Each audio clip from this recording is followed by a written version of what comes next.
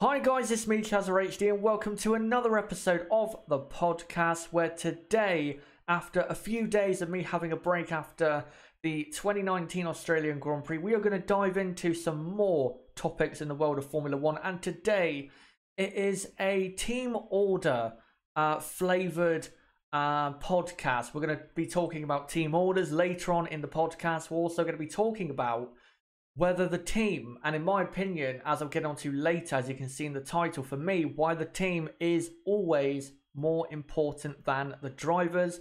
And we'll also talk about, the different roles that the drivers have in a team and, the team principals, the technical people, the engineers.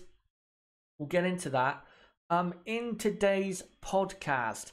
And of course, as always, I want to bring along my podcast guest, as always, Niblo, who was on the last podcast, of course, on Tuesday. By the way, if you haven't checked that out, make sure to check it out in the description down below.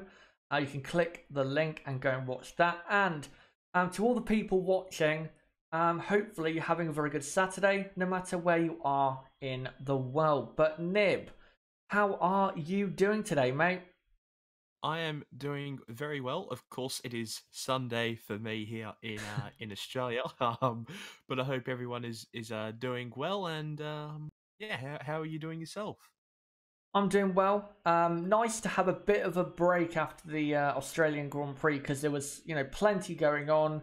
First race, it does take a bit of energy out of you because of just how much you're looking forward to it, and then of course consuming it. So I've had a good break since the last video or live stream on Tuesday, and I'm looking forward into getting to this and of course getting into the content coming up during next week. But now let's get into this podcast and get into the topics of what we're talking about today. And what we're first going to talk about is the role of the drivers in a team and the role they play and how important they are to a team. So we'll get into that right now. So with the drivers, essentially, Martin Brundle has said this before, and it's a very clever way of putting it. The drivers are really the final link in the chain for a team, or they're the final piece in a jigsaw puzzle. They are the final ingredient you need to make your car, win races or even win championships. And it's very, very important to have those drivers that can get the performance out of the cars. Of course, the engineers, the technical people at a team, the team bosses are massively responsible for designing a car that is good enough pace-wise to maybe win a Grand Prix or win a championship, but you do have to have the drivers adequate enough to get those results. And basically, that's what makes the drivers the stars instead of the teams, because they have to get that performance out of the cars, and they really always will take home the stardom ahead of the team most of the time. I mean, of course, you have teams like Ferrari and McLaren, big teams, but the drivers are the stars because, again, they are the final link in the chain, and they do get that performance out of the car that is needed to go and win races and championships. But I also want to talk about how important the drivers are, not only in terms of getting the performance out of a car, but also developing the car and getting the best out of the car. And I want to bring up two examples of two drivers that basically prove that not only are drivers there to get the performance out of the car, which is there, but they can also get even more out of the car, which is not there. And there are two drivers that sum up, for me, outperforming the machinery that they do have, or outperforming the team that they are currently a part of. First is Michael Schumacher. If you look at his entire first career, most of the time he outperformed the car he was driving. For example, when he drove for Ferrari from about 96 until about 2000, 2001, he was outperforming the car most of the time during that time. A lot of his victories were down to mainly him instead of the car, and the car wasn't really that good, but he got the pace out of the car and he took home the race victories. And it does show again how a driver, not only can they get the performance out of the car, they can also get even more out of the car than is actually there. And another great example that you guys will know from more recent times is Fernando Alonso. All I have to say really is go and look at the 2012 Formula 1 season. That's the best example of a driver outperforming his car or outperforming his machinery. No way should that Ferrari have been finishing in the top 2 in the constructors or contending for a world championship. The car was nowhere near good enough. It was about a second off the pace in 2012. It was nowhere near good enough to win the championship, but Fernando Alonso, who at the time I think was the best driver on the grid at the time and was also at his absolute best at the time, somehow clawed great results out of that car and almost won the world championship. But Nib, when it comes to drivers in a team or drivers with certain cars, how important for you are the drivers? Do you think that mainly the driver's role is to, say, get the performance out of the car which is there, or do you think they also have a responsibility to get even more pace out of the car than is actually there? Well, I think you put it very well at the start. They are the final piece of the jigsaw puzzle, not puzzle. And that is why they are paid the big bucks. You know, that's why Lewis Hamilton, Vettel, Ricciardo, Verstappen are paid the big bucks to get the absolute best out of that car that the team ultimately develops. You know, the team can only do so much, and they do a hell of a lot, but it's ultimately down to the person who's driving that car to go out there and get the results for the team. And the drivers obviously are massive in that, because, you know, you might have the best car, but say if you have I don't know, let's say if you have who can we say? Let's say if you have Nick De Vries, I don't know, he's actually a good driver. That's probably a bad example. Or say Luca Giotto in the car. You're not winning the world championship, even if your car's probably half a second clear ahead of a team who has Sebastian Vettel or, you know, Lewis Hamilton or you know, who else? Fill in the blank. Max Verstappen, blah blah blah.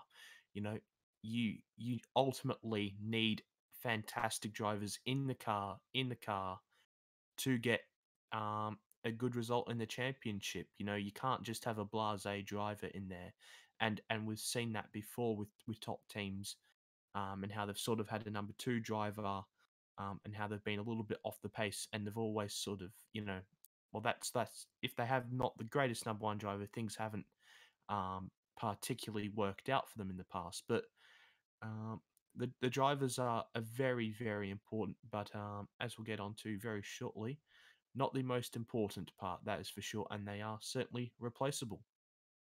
Absolutely. And when you say about drivers that maybe sometimes in the absolute best car they don't get the best out of the car, there are a couple examples that I think Jacques Villeneuve in 97, I think the Williams car that he was driving was a lot better than what he got out of it, even though he did have, I think, 6 race wins in 97, but still I think the car was a bit better than that.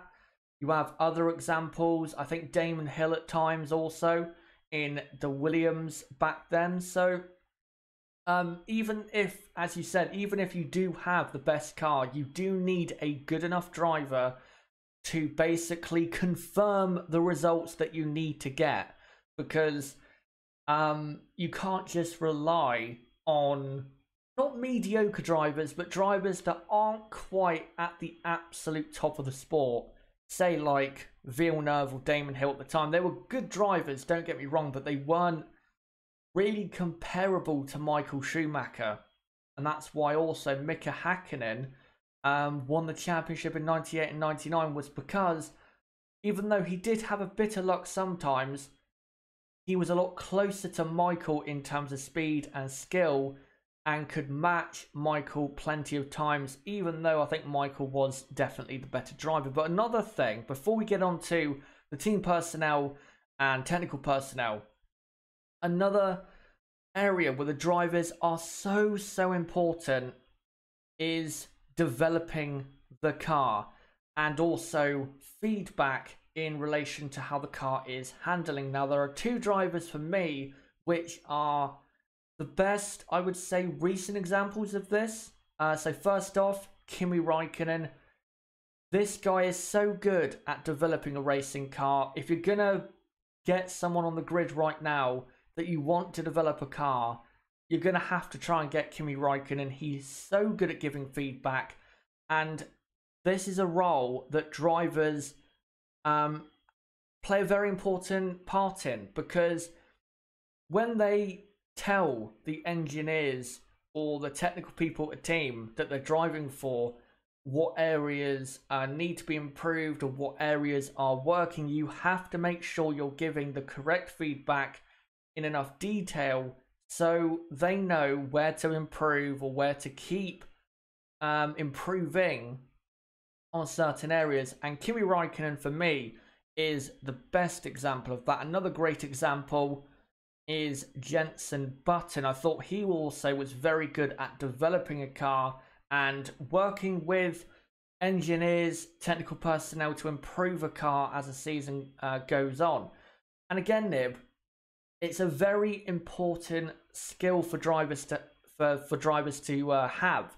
You have to develop a car and make sure that you give the engineers the feedback they need to improve the car. And if you look at, say, Kimi Raikkonen's case, plenty of cars he's driven have been improved by his technical feedback. What do you think about that?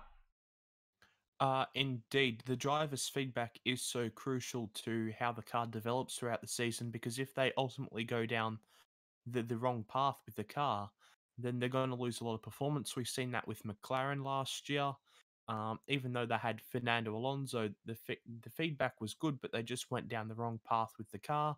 I think another driver who well, I don't blame you for not mentioning him, but Mark Webber was always very good at developing a car. Hmm. Um, Vettel would always talk about in the Red Bull days how crucial he was for developing the car throughout the season. And the main reason why you have to be so good with your feedback is because the cars just get faster and faster as the season progresses. You know, if we had the cars that finished in Abu Dhabi and then did the first race with those cars that finished in Abu Dhabi again, the cars would probably be about a second to a second and a half quicker than what they were at the start of the season. That's just how quick, how rapidly the cars improve throughout the season, because they understand the car better, and having good feedback and just knowing how to set the car up is so crucial. And that's something that Kimi Raikkonen has always been really good at. I remember an interview where he was saying he was just blessed with a good bum, and he has a good feel for the car through his bum. That's how he put it, just in a typical Kimi fashion. But yeah, Jensen also very good. You know, that brawn that we see on screen there, it it got out developed throughout the season by the Red Bull, and but they just had enough gap from the start of the season with the double diffuser to win the championship. But yeah, Jensen was always very good at developing a car. We've seen Kimi at teams where he was at, the cars just got better and better as the years went on. Well, at Ferrari, of course, not 2009. You know, that was sorry, that was awful. Before he left, of course. Um, and then with Weber from 2008, and then all the way through to when he left in 2013, the car was just the absolute best on the grid. He was really so crucial for Newey. And I don't think Red Bull would have been the team that they have been in the sport without that Newey and Mark Webber partnership developing the car into the absolute beast that it was in with the RB6 in 2010, and then in 2011 and 2012 and 2013. It was an absolute beast of a car, and that's all down to the driver's feedback because, yes, you can have the technical boss there and the technical chiefs there, but ultimately they're not driving the car. They don't know exactly what they need to do. They have a rough idea from the CFD numbers, but they have to rely on the driver's feedback to choose the development path they want to go down with the car, and the drivers are obviously very, very crucial in that. Absolutely. There's a good point you make when it comes to say how a car develops over a season. You can't expect as a driver for the car in terms of the pecking order. You can't expect it to be in the same place as it was at the first race, at the last race, if you know what I mean. You cannot expect that to happen, and you have to, if you're going to improve a car and improve your results, you have to give that vital feedback so your team can improve the car for you. You can't just say, the car has too much understeer or too much oversteer and not give that proper detail so they know where to improve, because there are small things that are very crucial on an F1 car that you can make small tweaks to and improve the car quite a lot. So you have to be very, very good with the feedback that you give to engineers. But we'll move on from drivers and go on to team bosses. Now, I'm going to make it very clear. For me, even if you have the best driver lineup on the grid or in the history of Formula One, if you do not have a team boss that is either good enough for that role, or if you don't have a team boss that's really that strong or even there, you're never going to win a world championship. If you look at all the teams that have in the past 20, 30 years, even further than that, they have had a very strong personality in charge of their team. So you got Toto Wolff, Christian Horner, Ross Brawn, Ron Dennis, Jean Todt, Briatore, Frank Williams. The list goes on. You have to have a very big personality for your team boss and someone who is going to run the team in a very orderly way, but also make those big, ambitious decisions that actually work out. For example, look at Christian Horner's decision to bring in Honda over Renault. So far, that looks to be working. Ron Dennis made plenty of ambitious decisions, whether that's with the driver lineup or getting rid of one engine supply for another, or evolving the team into a certain way rather than a way that was expected. Frank Williams as well, constantly evolving the team. It's a very, very, and I think the most important role in a team is the team principal above drivers, technical directors, engineers. If you don't have a great team principal, or at least a team principal without a big personality, I don't see how you're going to succeed in Formula One. I don't see it, because look at the history of teams that have won the championship. They have team principals with big personalities and lots of, I guess you could say, clout in the F1 paddock.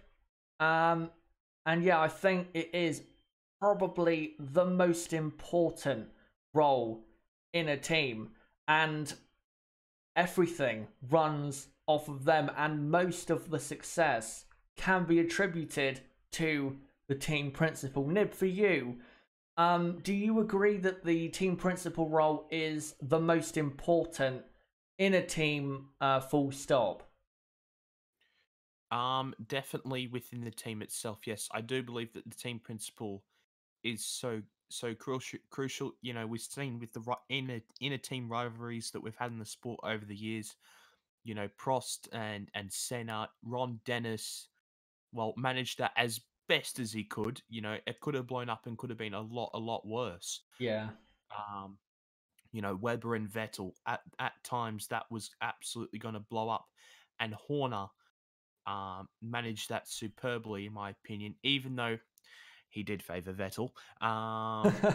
Um, that it was quite clear when after Turkey, and how they all come out and like, oh yeah, Webber was at fault, which I don't even know how you can think that. Um, Yeah. but they still did a good still did a good job at Red Bull to manage that situation and make sure that there wasn't issues between the drivers. At every single race. Ross Brawn, of course. I particularly remember at Malaysia with Rosberg and Hamilton, how they were third and fourth, and he's like, no, you will not pass. Um, and you see with those three team principals that I've just mentioned, big personalities, you know, and three of the best team principals, that we've ever had in the sport. As a team principal, you just really have to lay down the law, and Ron Dennis, Christian Horner, of course, Jean Todt, Ross Brawn, all four of them did that. Of course, there are others, as you mentioned, but yeah, as a team principal, you have to be in control. You can't have the drivers become the team principal, sort of like how Kepa become the manager of Chelsea, of course, a couple Thanks months for ago. mentioning that, by the way.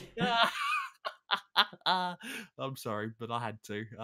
It was just a good example. It was just sitting there for me to hit it out the ballpark, so, and I did so. You know, you can't allow the drivers to run the team, and we sort of seen that with Alonso at McLaren over the Yeah. past couple of years. He was practically running the team. He was running the show. Because Eric Boulier was sort of a pushover, and Zach Brown has been pushed over by Fernando. For crying out loud, McLaren are running an IndyCar team for him. I think I think that shows you how much power Fernando Alonso has in that team. So yeah, the team principal role, if you want a successful team, is absolutely a critical one and the most important position in a team.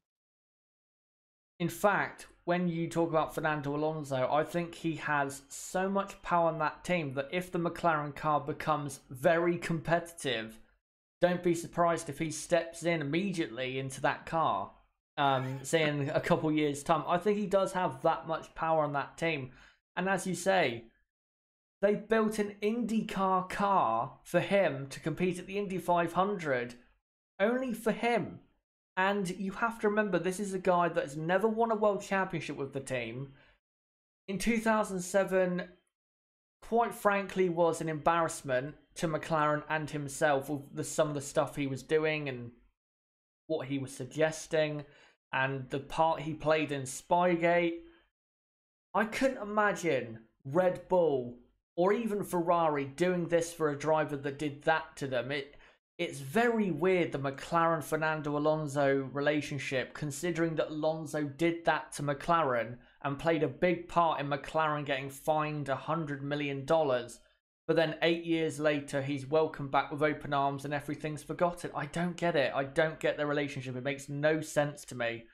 And trust me, I would not, considering that history, I would not be giving Fernando Alonso an IndyCar program from McLaren. If I was a team principal of McLaren, I would not be giving him an IndyCar program, considering the history he has with the team, because it's very, well, unsuccessful, even though most of it's not his fault. But also, as I said, his role in Spygate was not exactly great. He didn't exactly do himself any favours there. But we'll move on from that and go into another very, very critical role of the team, and that is the technical director or designer, basically, of the car.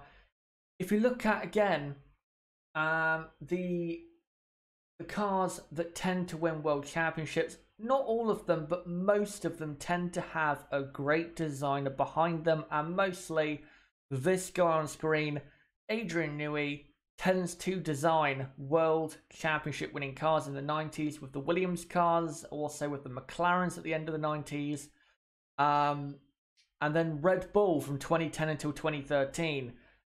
you do have to have a great designer if you are going to properly succeed. You also have other great designers like Rory Byrne. Ross Brawn technically is a technical director of sorts. He was one at Ferrari, so I guess he does count.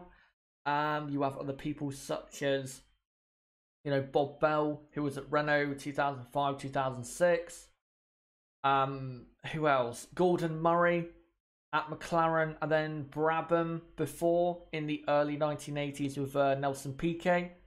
So, technical director role is a very, very important role, and you do have to get this area bang on, really, because yes, you can have the drivers, the team principal, but if you don't have the technical personnel to actually design a good enough car, then you're going to be basically stuck in the mud going nowhere. I mean, look at Williams. I know they had Paddy Lowe, but clearly Paddy Lowe was not the answer, and now they have no real technical personnel that's going to improve that car.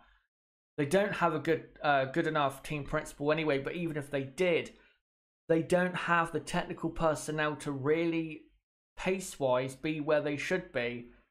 And with the drivers, I think they do have the drivers that should be good enough if they actually had a car to compete with.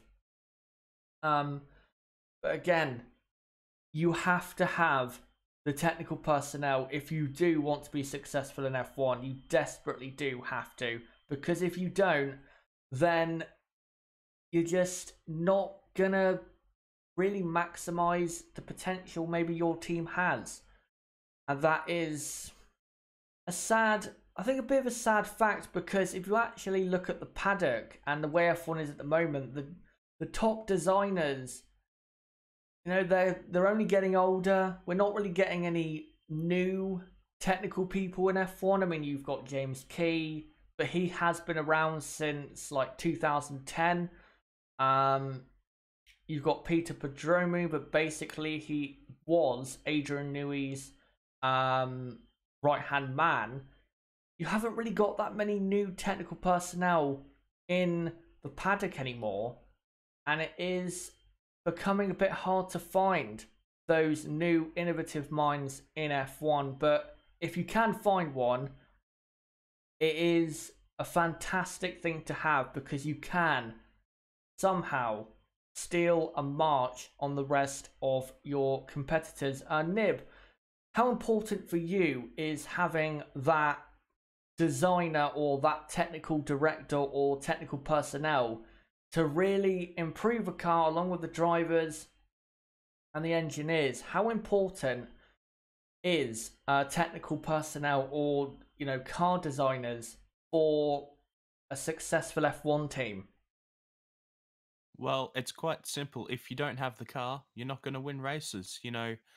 We've seen it at Red Bull. Of course, they won races in 2014, but you know, in my opinion, the best team boss on the grid, Christian Horner, the reigning four-time world champion Sebastian Vettel, and of course rookie Daniel Ricciardo, a very strong lineup, and they just quite simply didn't quite have the car. Even though they had Adrian Newey designing the car really wasn't quite up to the standard um, that what's it called that Mercedes was up to at that stage. Actually, of course, the engine played a big role in it, but the car actually wasn't quite there with the Mercedes. And I remember at the start of the season, Red Bull were awful, really awful. And in 2015, I remember they even got lapped in one race. I think at Malaysia, I think it was. Yeah. So even Newey's had his tough times. Of course, that is a little bit more down to the engine at the start of things. But if you don't have a good technical director, a good designer of the car, then yeah, you're gonna struggle. Even if you have, you know, Michael Schumacher or Ayrton Senna in the car, you're gonna struggle. Those two could outperform the car every day of the week, but you're not gonna win a world championship if you have a poor car aerodynamically, especially in this modern age of Formula One, where the aero is so important, and that's why we see Williams 4 seconds off the pace every week. So, you know, the it's the second most important role in the team, in my opinion, and without a really great one, um, you're not really gonna go anywhere on the grid. Of course, and we see the best ones, getting picked up by the major teams. James Key, of course, he's going to McLaren. Um, we've seen who else, of course, James Allison was at Lotus from 2012 and 2013. Then went to Ferrari and is now, of course, at Mercedes. You see all of the top designers start to head towards the top teams. Um, so that's just sort of how it happens. Of course, there are great designers on the grid. We just don't see them because they are not the man. They are just part of the whole crew designing the car along with the lead designer. So I wouldn't be too concerned about the lack of technical technical people. I sound really technical by saying that. Technical minds in the sport.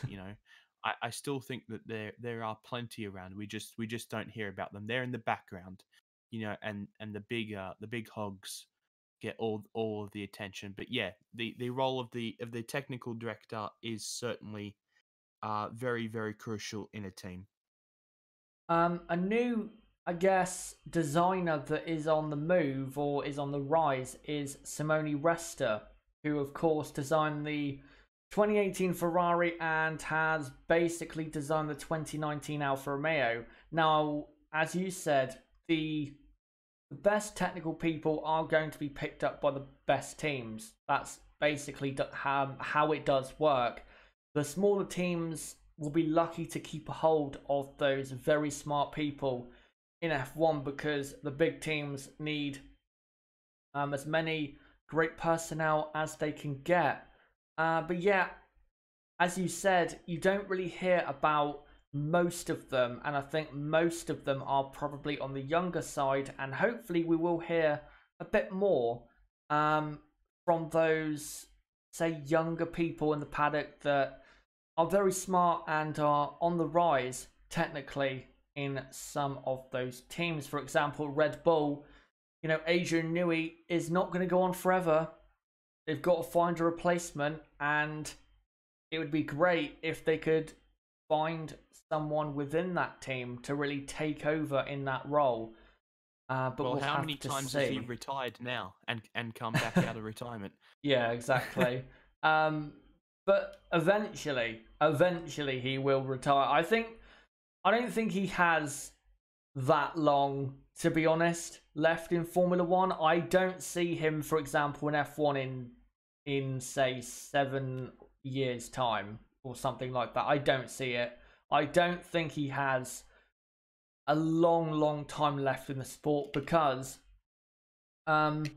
basically they're just with the regulations, they're not quite what he, I guess, desires. He wants regulations like we had in 2009 or 2012, something like that. He wants that. He doesn't want a formula or a Formula One that is dominated by engines, basically.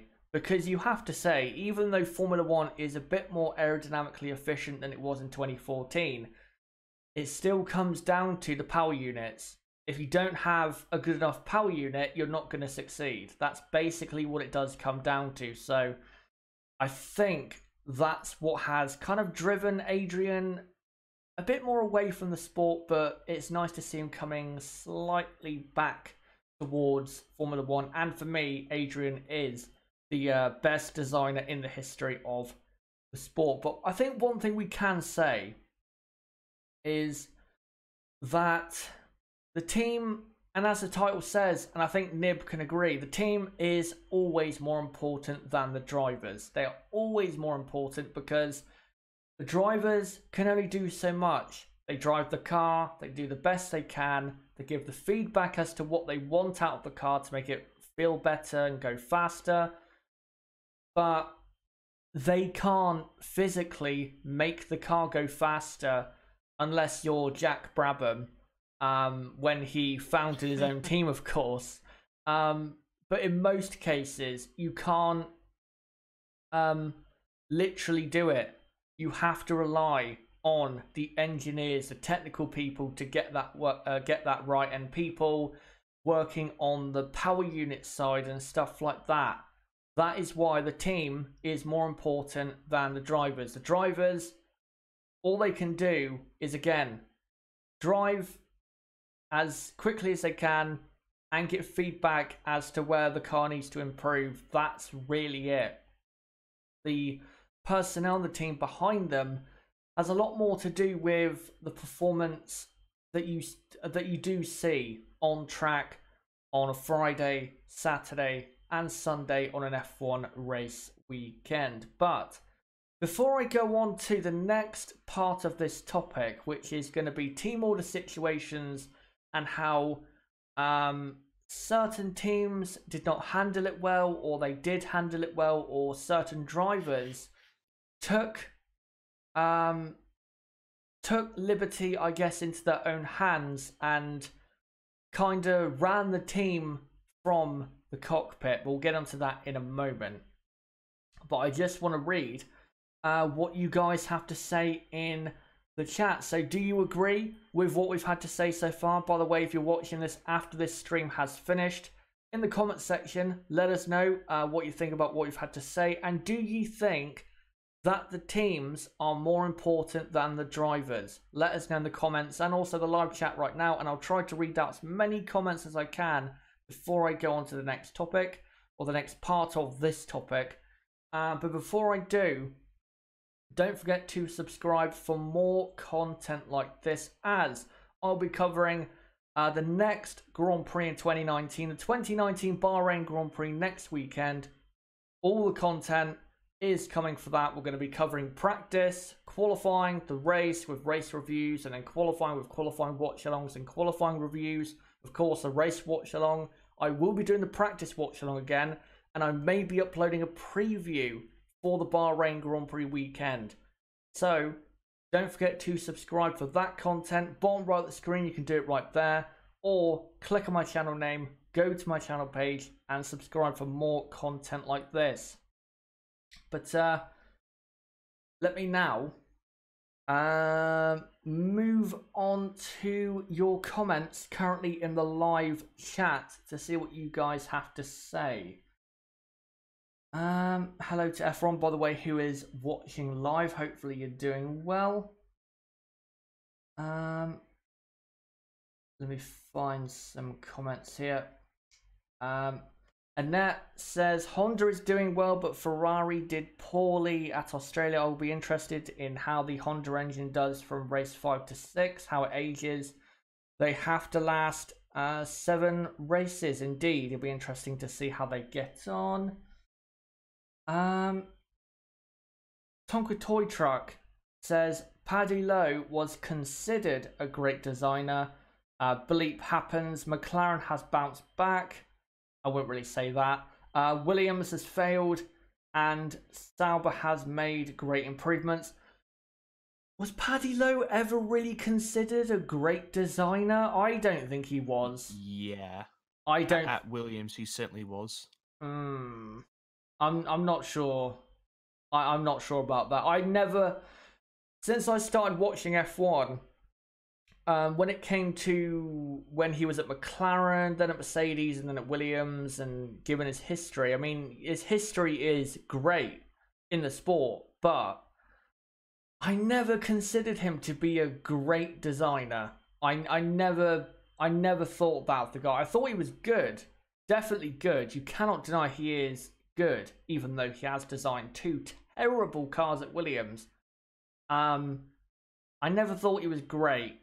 Never thought he was great after the McLaren debacle, and then the 2 Williams cars he's designed. I don't think, I mean, Adrian Newey has designed cars that aren't exactly great, but they've never been as bad as those cars. Never been as bad. So, yeah, I can't really say that Paddy has ever, for me, been great, but that's just my opinion. Carsten says the team is always number 1. The Nightmare Maldonado says 60% team, 40% drivers. I would actually say probably 70-30 in favour of the team, honestly. Annette says the team is more important. Mugen Mafia, it's about the team in F1. Other racing series, it's about the Drivers' Championship. In F1, it's about the brand. Yeah, I tend to agree with what you've said mostly there. And that also says I think you need both a good car and a team, but team is number one. I think she also meant driver, but there you go. And I think now we'll move on to the next part of the topic and the final part really of this topic. Let's get into some team orders in Formula One and where teams, I think, overstepped the boundaries and also where drivers overstepped the boundaries. And let's start off with the most controversial one of them all, Austria 2002. Now, for me, this was not right at all because look at the circumstances. Yes, Michael Schumacher was not confirmed as the world champion for that year at the time, but it was only the 6th race of the season, and at the time, if you asked most people, they would have said Michael Schumacher was going to win the championship in 2002 and become a 5-time world champion at the time. They did not need to let Rubens Barrichello move over for Michael Schumacher. It was pointless. The team was going to score maximum points. Michael Schumacher was still going to pull away in the Drivers' Championship at the time. It was, for me, the reason for me it was such a disgraceful move was not only because of when they did it, which was right at the end of the Grand Prix, but it was also because there was no point in it. They didn't have to do it at all. There was no real justification for them doing it. Michael was always going to win that championship in 2002. Ferrari were always going to win the Constructors, and they were scoring maximum points, which for a team is all you can ask for. And I don't get why they thought that they had to let Michael through past Barrichello when Michael was already by the 6th race of the season virtually guaranteed to win the championship in 2002. Now let me move on to another controversial one involving Ferrari, but one I can agree with and understand. Hockenheim 2010. So, of course, you had Felipe Massa leading the Grand Prix ahead of Fernando Alonso. But Alonso was a lot further ahead in the championship and a lot closer to the lead of the championship, which at the time was Lewis Hamilton. Now, it was criticised massively, and I can understand why. Because people wanted to see a Grand Prix and a proper race to the finish and all of that stuff. But what you have to understand is Ferrari at the time had to maximise the Constructors and Drivers' Championships. And the best way to do that was to have Fernando win the Grand Prix ahead of Felipe, not Felipe win the Grand Prix ahead of Fernando, because they were basically guaranteed to finish 1 and 2. But if you're going to maximise both championships, which for a top team you have to do in these situations, those are the decisions you have to make. And for me, Ferrari got it spot on. Now, it did not result in Fernando winning the title that year, but if it did, it would have been a great decision. And it probably would have been one of the best team order decisions of all time if Ferrari then did not go and cock it up at the final Grand Prix with that strategy they did with Fernando Alonso in Abu Dhabi. For me, it was a great team order decision. I can understand why people were angry, but it made total sense. And from a team and driver perspective, worked out absolutely fine. And I don't really... still to this day, I don't really understand why people are so angry about this this controversy. For me, it was absolutely fine. Team orders, of course, are a part of Formula One. That's the way it is. Now, Nib, I wanted to bring you in on this instead of Austria 2002 because, of course, you weren't watching Formula One in 2002, but in 2010 you were watching. Do you think this was the right decision at the time? And also, what were your feelings at the time when, well, Ferrari announced to the world that Fernando was faster than Felipe?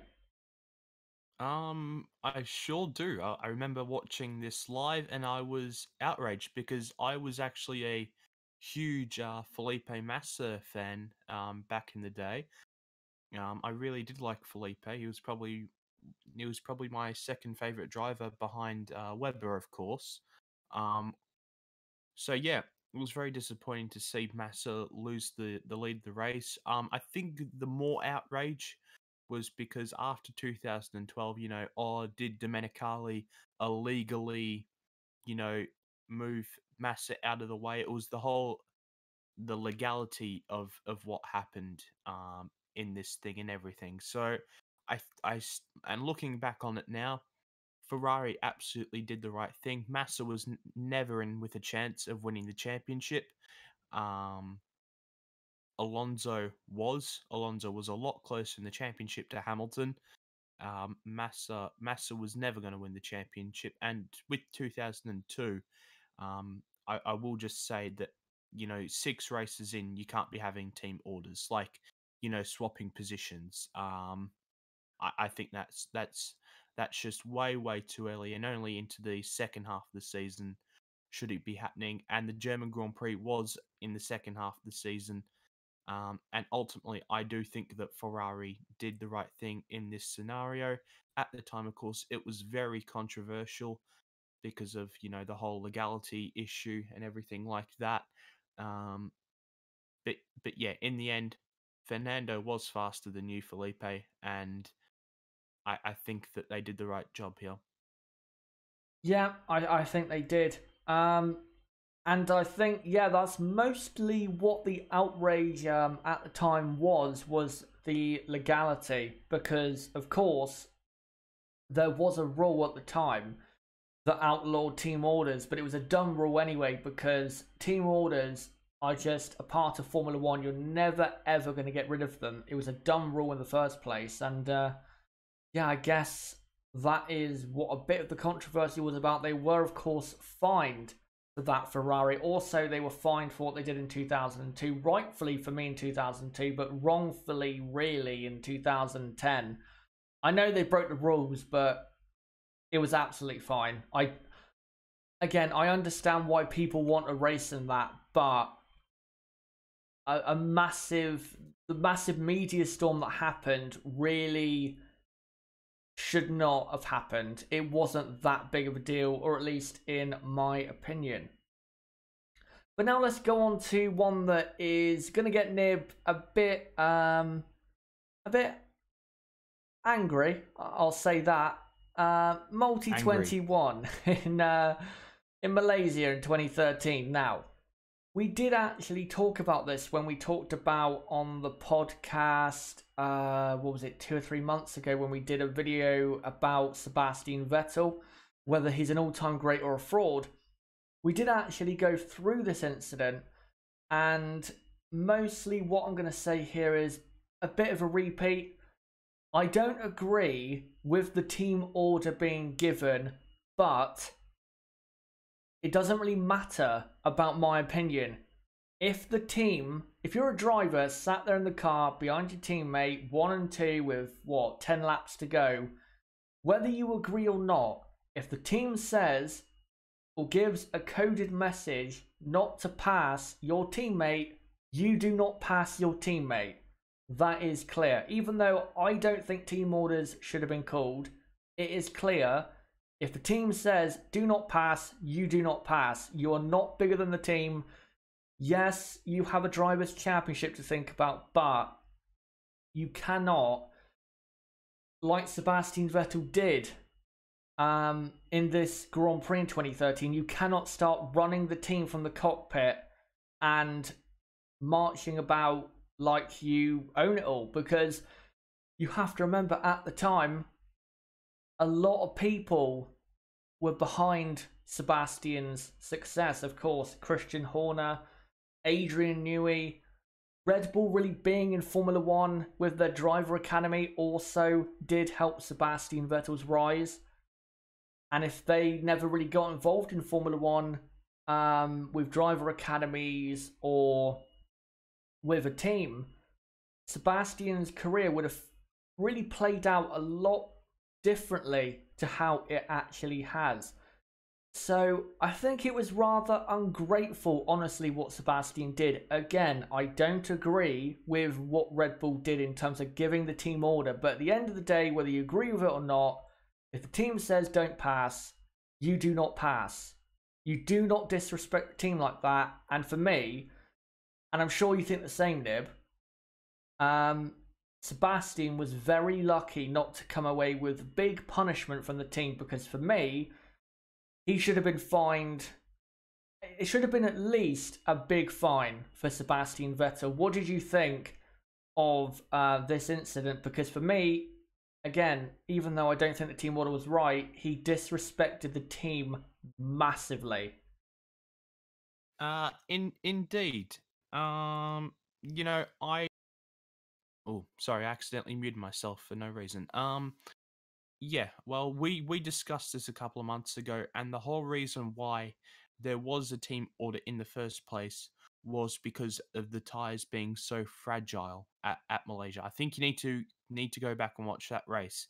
Exactly why the team order um was in place, because the tires were falling away very easily that weekend, and they just wanted to manage everything to the end, not fall back to the Mercedes, who were in third and fourth, who were also having their own team order issues at that race as well. But yeah, it's very simple. Multi 21.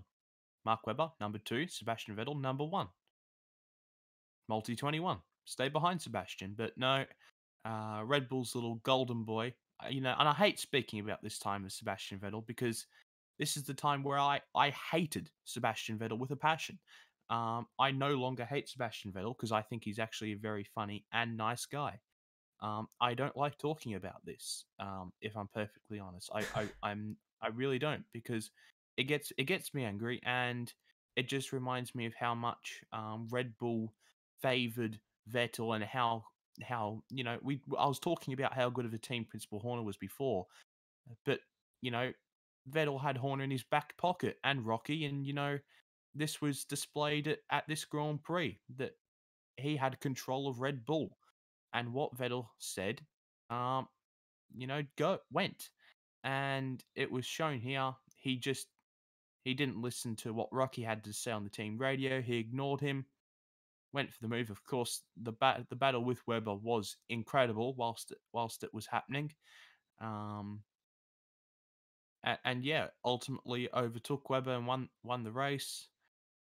Mark Webber wanted to absolutely throttle him in the little debrief room. I remember, I think it was Adrian Newey who was in there with them, Yeah. and it was just so awkward between everyone.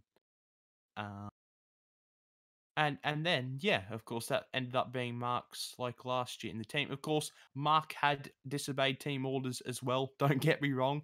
He did 2012 in Brazil, I think it was. Yeah. He didn't make it exactly too easy for Vettel on the first lap. And then ultimately Vettel had that crash with Bruno Senna and stuff at turn 3. But yeah. Unexcusable what Vettel did. Really, he should have copped a massive fine, as you mentioned, and it just, yeah, a time where I didn't like Sebastian Vettel too much at all, and yeah, probably the angriest I will ever get over some team orders. Yeah, I don't blame you, but for me, and I'm going to say it, Two things actually. One, Christian Horner, this was his worst moment as a team principal, no doubt, because he basically let Sebastian run all over him by not punishing him. And for me, when it comes to punishment, Red Bull pussied out. That's my opinion. They should have punished him massively for this. It should have been a big fine of maybe you're talking, I don't know, 500,000 or 1 million. I mean, Sebastian Vettel, I mean, he did at the time get paid a lot of money, so maybe it wouldn't have been a massive hit, but it would have sent a message that if you do that again, you're going to be paying a lot of money. But they didn't punish him at all, did they? I don't think so. I can't remember any punishment for Sebastian Vettel. It was just, right, well, that happened at that race. Let's just move on. When he should have been punished big time. And I think with Red Bull, this is the issue. If Max Verstappen now goes and does that, say, in the next couple years, the precedent is there now for Red Bull not to punish drivers for this. So they can't then go and punish a driver for not obeying team orders because they did nothing with Sebastian Vettel. So I think for the future, we'll see how this plays out. Maybe, yeah, in the future, in a certain time period. But I think going forward, this might come back to bite this team because they have already set a precedent for them not punishing drivers when they really should. But now let's go on to one that is very recent, and that is, of course, the team orders at the Russian Grand Prix of 2018. Now, there was plenty of uproar over this, and I'll be honest, I don't understand why. Because again, very similar. In fact, it's basically the same as the whole Alonso and Massa debacle. Or, well, it's called a debacle, but it was nothing really. It's very similar. The team, even though they did have a 1-2, they had to maximize both world championships. Yes, Lewis Hamilton had a lead over Sebastian Vettel that was, I think, 40 to 50 points at the time.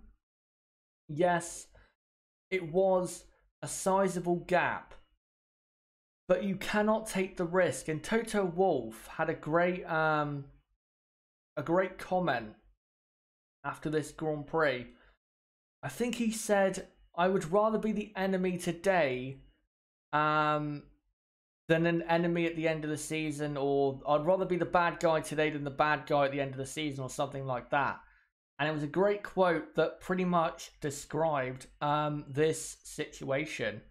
Because for me, they did the right thing. Again, Bottas had it took away from him, but Lewis Hamilton did not yet confirm his world championship, and it wasn't a 100% guarantee that he was going to win it at the time. Even though we knew he was most likely going to win it, it was not a guarantee. But also, there weren't that many races left, so they had to do this to guarantee themselves an extra 7 points in Lewis Hamilton's title bid. So for me, this was absolutely fine. And we talked about it, didn't we, Nib? In the podcast just after the Russian Grand Prix. And we said at the time, and I'm sure you're going to say again, this was absolutely fine. And, well, similar to Alonso and Massa, they had to do it. Yeah, exactly. They had to, who knows? Hamilton's engine could have blown up 3 races in a row and lost the championship by 6 points. And if they hadn't swapped them around, that's of course if they hadn't swapped them around at Sochi. And of course if they did switch them around at Sochi and then Hamilton's engine blew up 3 races in a row, he would have won the championship by a point. Just that example. They had to make sure that Hamilton got as many points as he possibly could. Bottas was not in the championship battle. They just had to make sure that Hamilton got as many points as possible to make sure that he won the championship. I mean, yeah, it's not that great. Bottas deserved the win that weekend. He got pole, of course, was leading the race, but at the end of the day, the team gets what the team wants, and Mercedes made the right call. And I don't think there is too much debate about this. Hamilton, they had to do it. It was the right decision by Mercedes. It had to be done. They did it. They didn't sit on it. They didn't wait for it. They didn't just do it on like the last lap. Like 2012. They did it early. They did it decisively, and yeah, they did the right thing. I don't think there's too much really to say on this. I don't think it's very controversial at all. Probably the least controversial out of all of them that we've talked about so far. I think that the 2010 one's a little bit more controversial because it happened, in the midway point of the season, whereas Russia was, with 4 or 5 races to go. So, yeah, as I've said, 100 times now, Mercedes did the right thing by swapping Hamilton around with Bottas. Yeah, that's really all there is to say. They did the right thing. I mean, come on. I will say as well, and I want to make this. I really want to make this point. The reaction on Twitter after the Grand Prix, I thought was so childish to this. And it's Twitter. I know exactly. But Yeah. I think it shows that a lot of current F1 fans, maybe that you see on Twitter or talking about it on certain sites, I don't think they've been watching Formula One that long, and I also don't think they quite understand Formula One, say very deeply or from a team perspective. At the end of the day, all the team cares about is maximizing the drivers and constructors' championships. The teams do not care about your entertainment, nor should they. If I was team principal at Ferrari, I would not care about your entertainment. I would only care about my results as Ferrari team principal. That's how it works. And I can't believe people don't understand that. They don't care about your entertainment. All they want to do is win, win, win, win, win, and keep winning until the cows come home. That's how it works. And to them, and I'm not saying entertainment in F1 doesn't matter, it does, but to the teams, your entertainment means nothing. All they want to do is win, and that's it. And yeah, the reaction on Twitter, for me, was very childish, very, I think quite a bit of it was uninformed, honestly. I think people, again, they don't quite understand Formula One from a team perspective, and I think they should pay attention to that a bit more, and really look at it from the team's point of view, because the team, as you said, the team will get what they want, and that's exactly what they got. But the most recent team order controversy, which of course also blew up a bit on Twitter, was the whole Sebastian Vettel-Charles Leclerc stuff. Now, we've already talked about it on the podcast on Tuesday. By the way, if you want to watch that, it's in the description down below. So, I'm not going to get Nib's thoughts on this because we already talked about it on Tuesday. But again, the reaction on Twitter screamed of people that had either not been watching F1 that long, or of people that don't quite understand the sport from the team's perspective. Ferrari were not going to gain anything from letting the two drivers race for P4 when the team should be competing for the win. There was nothing to be gained. The only thing they should have done is pick Charles Leclerc to go for the fastest lap. They should not have let the drivers race. There was nothing to be gained. And again, the teams, rightfully so from their point of view, do not care about your entertainment or my entertainment or Nib's entertainment. They shouldn't, and they're never going to. And I think Ferrari did make the right decision.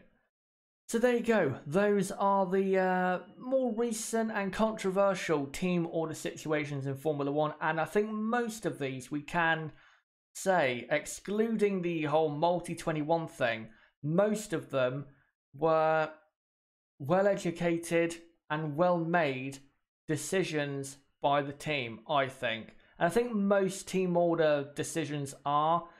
You will get outliers such as Austria 2002 or the Multi 21 and other ones as well, which I'm sure I am forgetting right now. But most team order situations are understandable and are absolutely fine. But of course, because team orders is such a taboo word in Formula One, whenever team orders occurs, it has to be controversial. When most of the time it's not controversial, it's just because people want to be offended for some reason. So there you go. But before I go on to the Q&A, as we're now coming more towards the end of the podcast, I will also get into some early predictions for the 2019 Bahrain Grand Prix in a moment with Nib. But I just want to see what you guys in the live chat and the comment section think of these team order situations. And also, do you think these decisions by the teams were right? What do you think about the decisions from the drivers and the reaction that they get in the F1 community and stuff like that? Let me know in the live chat and the comment section, and I'll try to read out as many as I can. But let me now read out some comments regarding these team order situations. Francisco says, and this is very correct, disobeying team orders is worse than team orders being given by a team. That is correct. Absolutely. Simon Cragland says, I can see why Vettel would try to overtake Webber, but I think he was a bit egotistical and he was risking a potential crash with his teammate. This is the thing with Vettel. I understand his thinking, but that doesn't mean that what he did was right, because it wasn't. He should have never disobeyed the team. Even though I do think the team order was wrong, he should have never gone against the team. If the team tells you to do something, you do it. Simon Cragland also says, I think Ferrari did the right thing in 2010. They didn't have the fastest car and Alonso needed those points. Indeed. Indeed. He also says something that I want to read out in regards, if I can find it. And there it is, with the team orders at Russia. He says that he didn't agree with the team order at Russia because Lewis Hamilton had a massive lead in the Drivers' Championship and he would have pulled away from Vettel no matter what. Obviously, I see why Mercedes would do it, but I do not agree. Well, again, you said that you see why they do it or why they did it. That's a very logical way of doing what they did. And I can understand why you don't agree, but as Nib said, he could have had massive reliability issues in the final 5 races after that. You can't predict what will happen in Formula 1. You never know. Something crazy in F1 is always around the corner. Right. Let me find a couple more comments. Annette, it's a part of the sport. The teams invest huge sums of money in the sport. They want the best return for their cash. I don't like it, but it is what it is. Exactly. If you're in a 1-2 position, think about it from a team perspective. If you're in a 1-2 position, you don't get many of them.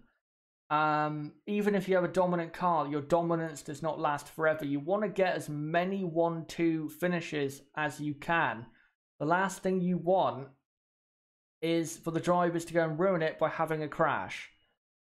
And that's why normally when teams have a 1-2 in the final stages of a Grand Prix, they tend to call team orders because they don't want to throw away what could be one of their final wins for a few years or something like that. I think there's a great comment by Erudite or whatever the person's name is in the chat. I think if you look at 2007, with 2 races left, I don't think you'd ever think that Kimi Raikkonen was gonna win the championship from there. So I think that Mercedes were totally justified in what they did in Russia because, who knows, that situation could have happened again. Exactly. And yeah, in 2007, you have to remember back then, it was what, 10 points for a win, and Kimi was 17 behind with 2 to go. So Lewis Hamilton needed what, 4 points to win. And you would have thought in the final 2 races, Lewis Hamilton at the time would have picked up those 4 points. But he only picked up 2, and Kimi picked up 20, and the rest is history. And that's why you cannot risk these things happening. You cannot risk it. The final comment I'll read out in regards to team orders is from Mr. Random Guy, who says, I don't think the multi-21 situation mattered as Vettel made a clean move, so even though he disobeyed the team order, everything turned out okay. If they crashed, I believe Vettel deserved all the hate. I understand what your way of thinking, but that doesn't really, again, make it any better. Yes, in hindsight, they did not crash, but you can't take that risk. You can't. You cannot take that risk. Yeah, they were very close. On the pit straight, Sebastian could have ended up having an airplane crash with Mark Webber. So, yes, in hindsight, it was just about okay, and they did get a 1-2. But at the time, when you make the team order, you don't know what's going to happen. That's why you do it. So, there you go. And one final comment. Ben McCarthy, great to see him, says, one thing that pisses me off is Eddie Jordan. He had a massive go at Ferrari for Germany 2010 when he applied team orders in 1998 for his team's benefit. Exactly. Yeah. Yeah. If Eddie was in the same position, he probably would have done the same. So I think he was just doing it to be controversial because that's what he does. He tries to stand out by just saying things that probably isn't the right, well, not that it's not the right thing to say, that it's not the thing that really is the train of thought, say, with what people are talking about with this certain situation. He tends to say what people are not expecting just to stand out, but there you go. Also, I've just remembered, like with that whole Mercedes ordered Force India to move Ocon out of the way. Do you remember that? Nib? Oh, yes. Yeah, at Canada in 27. That was that. I lost all really respect for him because it's so clearly rubbish. And I just cannot listen to the guy anymore because it was so clearly not the truth. That is, what he was saying was not the truth at all. I cannot believe they let him on live television say that. It was mental what he said. Absolutely mental. And I cannot listen to the guy anymore because he has, for me, sunk too low in terms of his conspiracy theories or his predictions, like predicting that Red Bull were going to have Mercedes power units for 2016. Never happened. Was never going to happen. I think he also predicted McLaren would have Mercedes power units, and of course they never did. He's very wrong on most things. He did also, I will give him credit, he did have a bit of a scoop with Lewis Hamilton going to Mercedes. He was one of the first people to, I guess, report on that. But most of what he says is absolute rubbish. Anyway.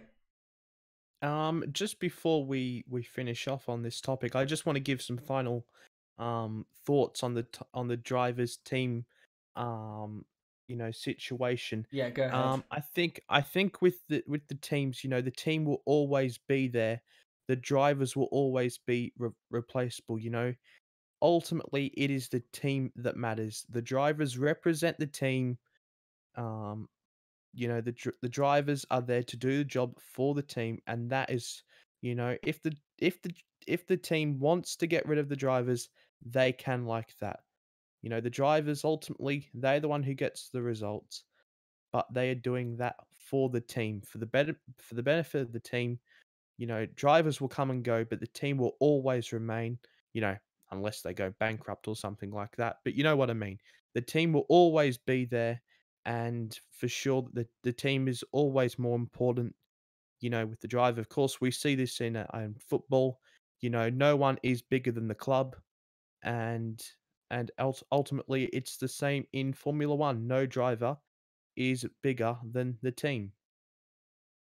Absolutely. Yeah, I absolutely agree with that. And a good point you make there with the drivers being replaceable, because a great example of that is Williams between 92 and 97. They had the best car in that time and dominated in that time, whilst having plenty of different drivers. Mansell, Patrese, Prost, Hill, Coulthard, Villeneuve, Frentzen. It proves that if you have a great team, you don't necessarily need the absolute best drivers or the same drivers for the same period of time.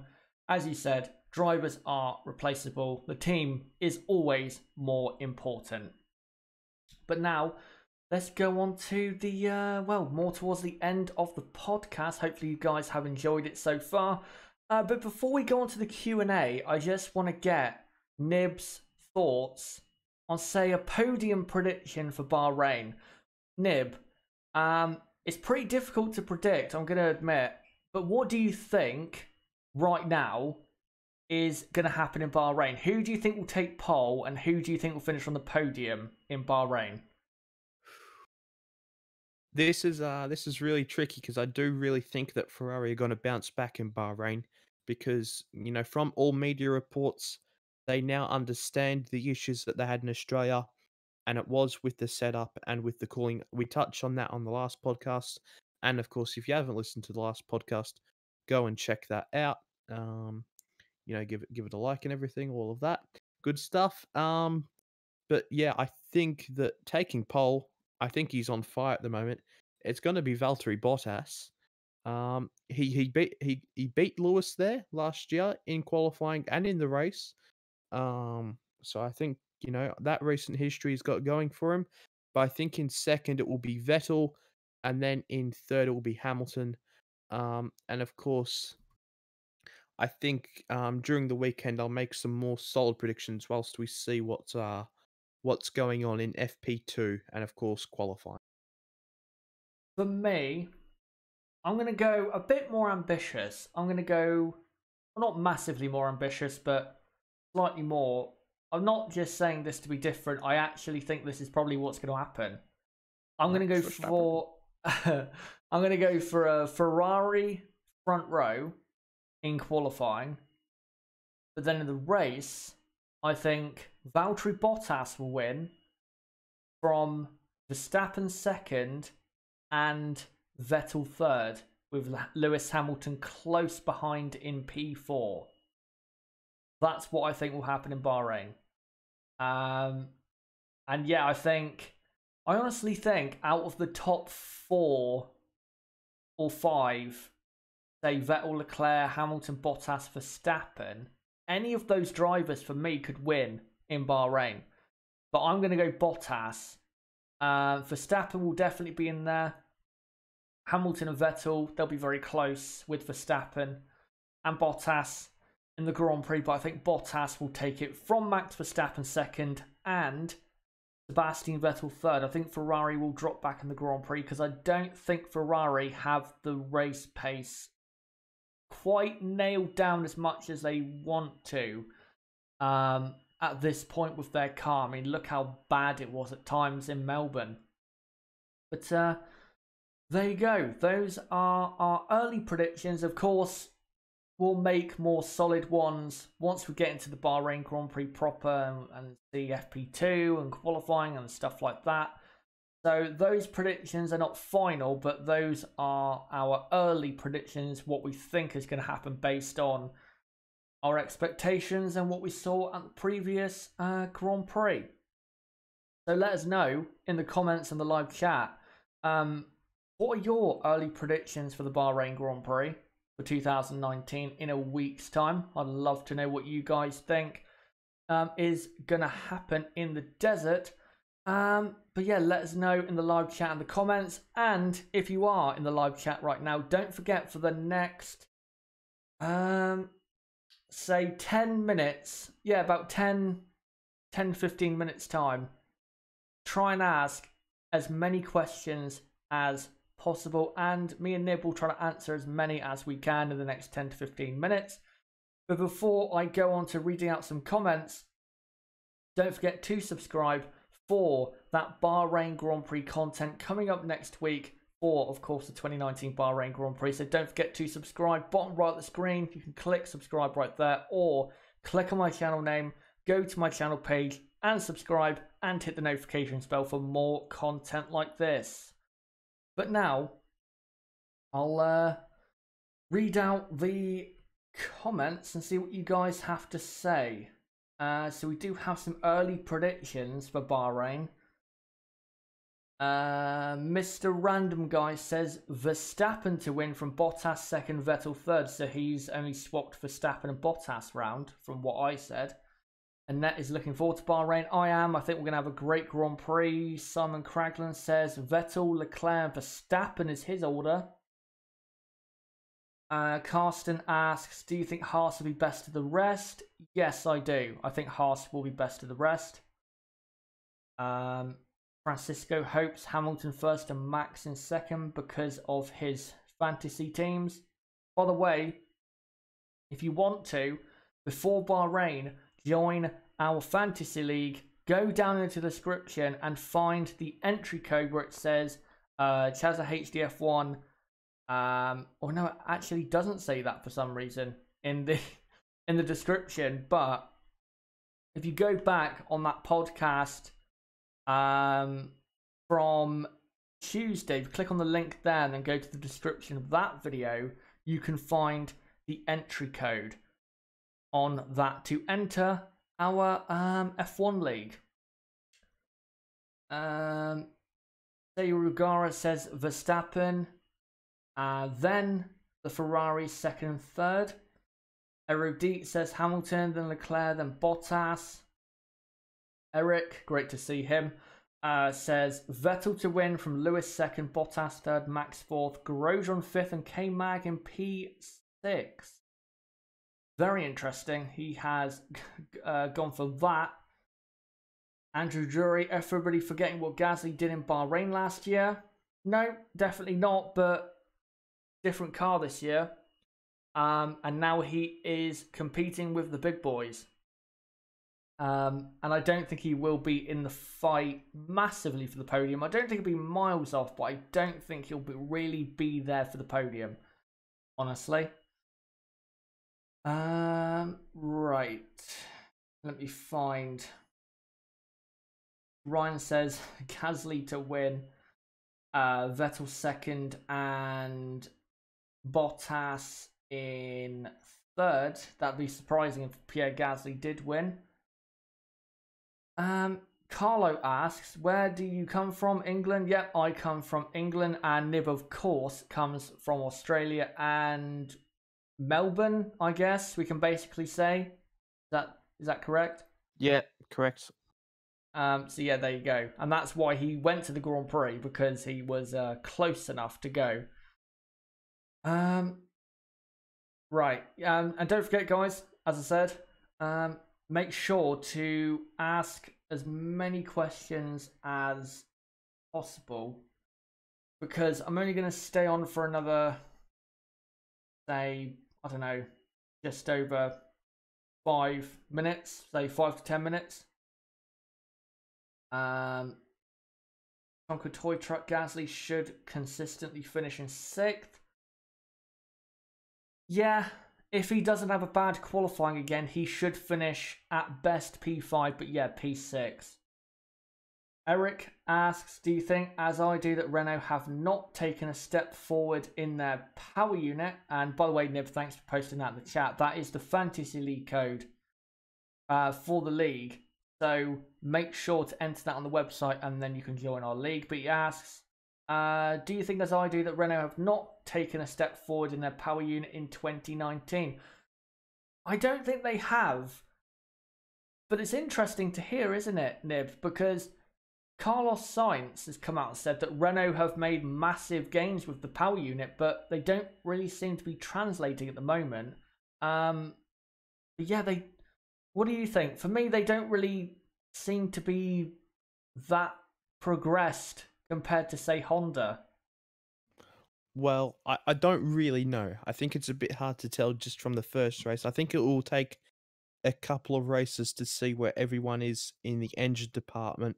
You know, Honda certainly looked strong, but I think Renault did look better than what they previously did. But I said this in the last podcast, and I say that again.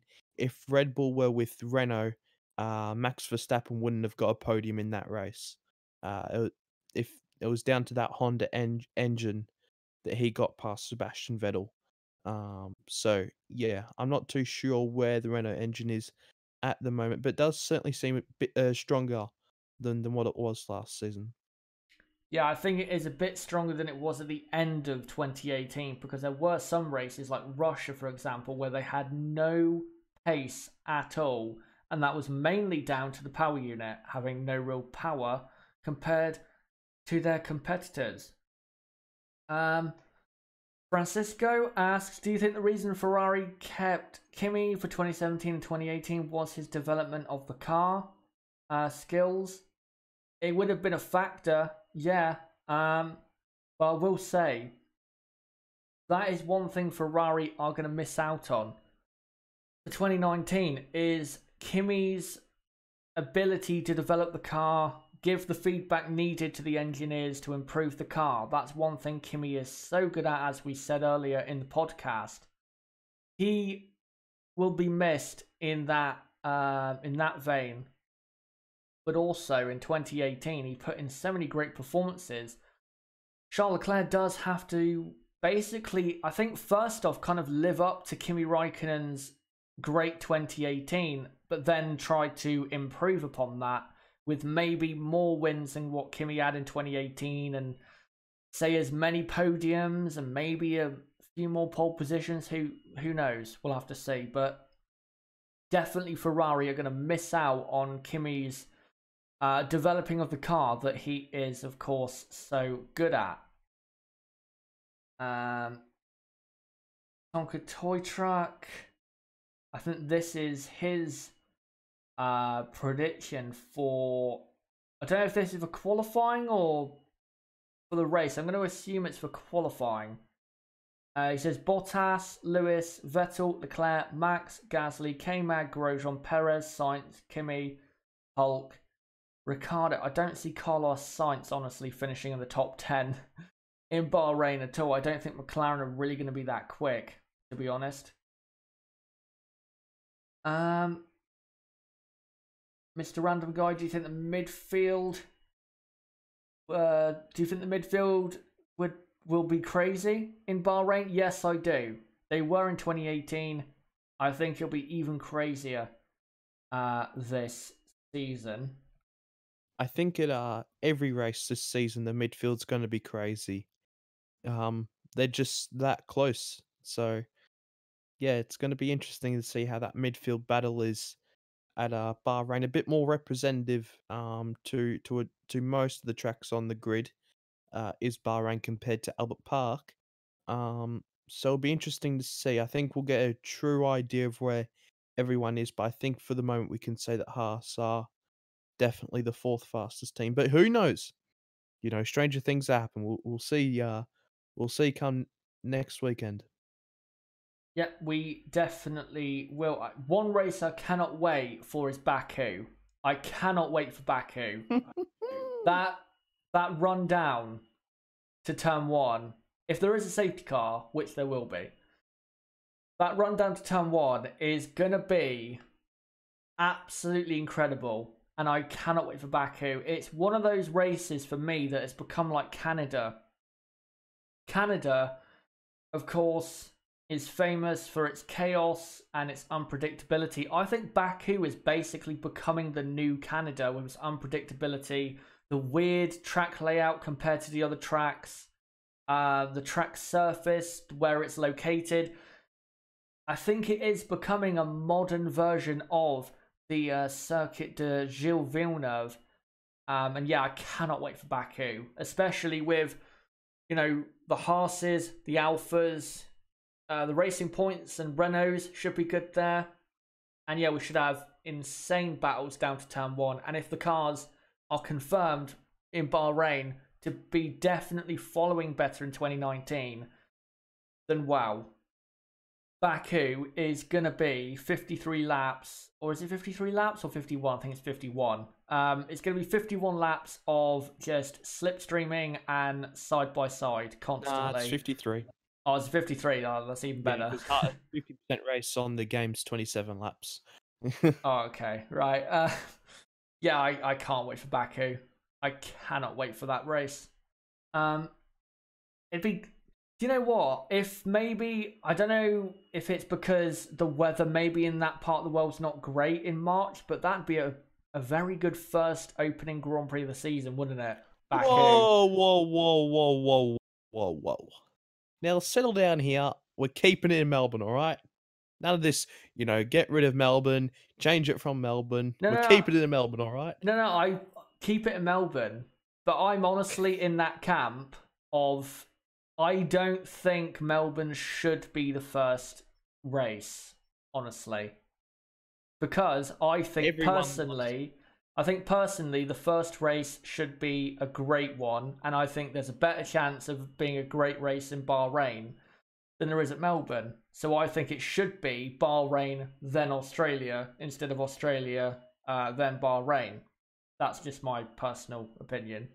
Yeah, but you can't start off too good. You know, you can't, you know, set the bar too high. You know, you can't start off with the best thing ever and then just end up with rubbish. You know, you got to build up. We've got to build up throughout the season. Just can't go in balls deep already. For God's sake, you had to say that, didn't you? Right. Right, Mr. Random Guy asks, is Bahrain shortening the DRS zone? I think they should keep it at the length it was, just in case. And then, you know, next year they know what to do, because the cars are going to be basically the same in terms of following next year. But I would, to be safe and to guarantee overtaking, I would keep it the same, honestly. And I think we'll have a great race if that is the case. Right, let me find a final question or comment to end on, and then I'll come to the end here of the podcast. And also, I do have something to announce when it comes to this week in Formula 1, which is normally on a Sunday on a weekend where there's no Formula 1 race weekend action. I need to make an announcement when it comes to that when we get to the end in a moment. And you know what? We'll end with Eric's comment. He says, leave Melbourne. It's too boring. Maybe Adelaide. Now, you've said this to me before, but Adelaide is not the track it used to be, I'm guessing? Yeah, they run the supercars around there, the V8, well, they're not V8 supercars anymore, the V6 supercars. It's like the Australian touring car series. Yeah, touring car series over here. It's the main motorsport we have here. Yeah, they use a modified circuit of there.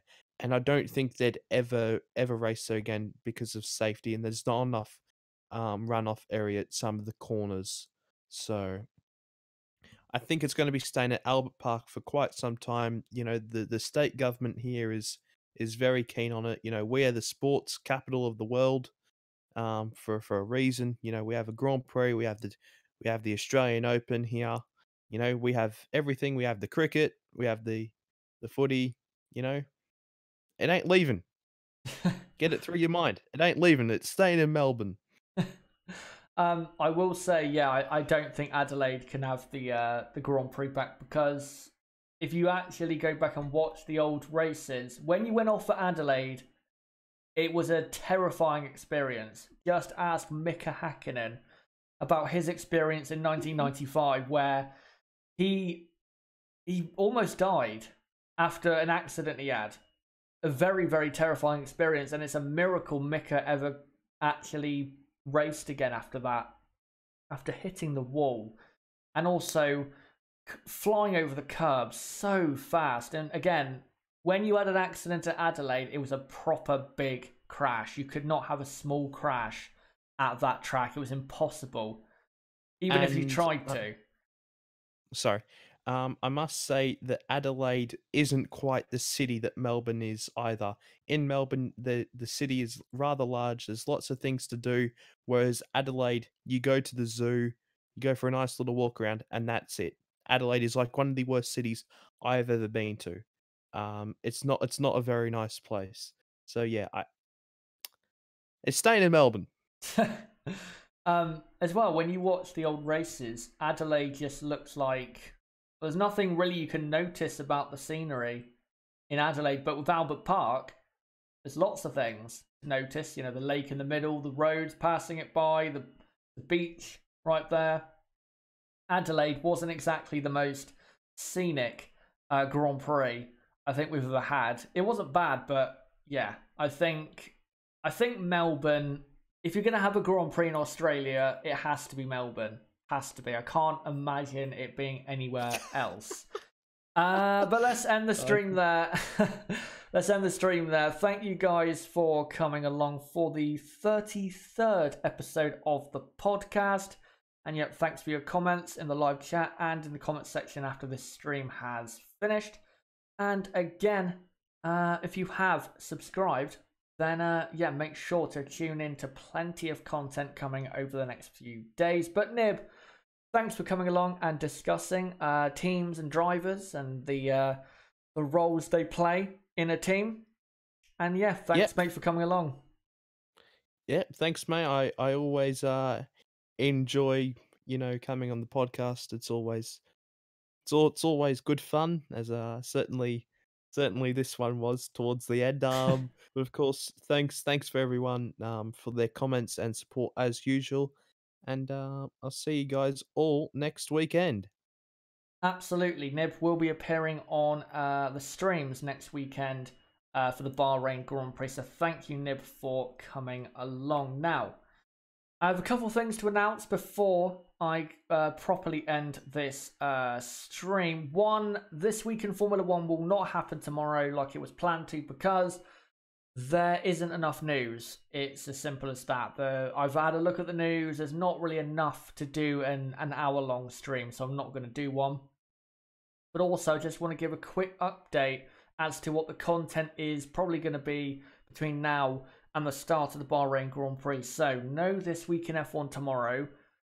I do have a video about Mercedes coming out on either Monday or Tuesday. It's most likely going to be Tuesday at 4 PM UK time, but it may come out on Monday. I'll let you guys know on Monday as to when that video is going to come out. And then after that, I'm going to try and get a Bahrain Grand Prix preview video out either Thursday at 4 PM or Friday night, say towards, I don't know, 7 or 8 PM on Friday night. And then, of course, you have the Bahrain Grand Prix. I am going to be doing the practice watch along again like I did in Australia, but we won't be going live an hour before practice 2 starts. We'll be going live instead half an hour before practice 2 starts, and then we'll do that stream. Then, of course, we've got the qualifying watch along. The qualifying review will be 3 hours after the end of qualifying, so that'll be about 6 PM, or not 6 PM, about 7 PM UK time for the qualifying review. And then the race watch along, of course, is about 3.5 hours long. That'll be from about, 3 PM UK time until about, 6:30 UK time, 20 to 7 UK time, something like that. And then, of course, the race review on the Monday. So that is the plan for content coming up on the channel. But guys, thank you for coming along, being involved as always. And if you are new to the channel, don't forget to subscribe for that content coming up At the bottom right of the screen, you can click subscribe right there, or click on my channel name, go to my channel page and subscribe, and hit the notifications bell for more content like this. And also, like this video, comment down below what you thought of this video, and what did you think of what we had to say when it comes to teams being more important than the drivers and team order situations. Let us know what you think. And also, let me know your early predictions for the 2019 Bahrain Grand Prix.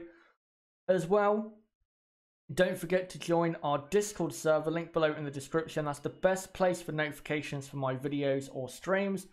And also, that is the hardcore ChazzaHDF1 community, and it's the best place really for discussion in our community. So make sure to go over to there and join that. Also, again, to get the best notifications for my videos or streams.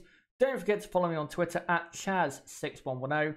Great place to keep up to date with me and the channel and what I'm doing. And if there is any issues as to why I'm not doing a video or a stream, then Twitter is the first place I normally will go to, and also Discord.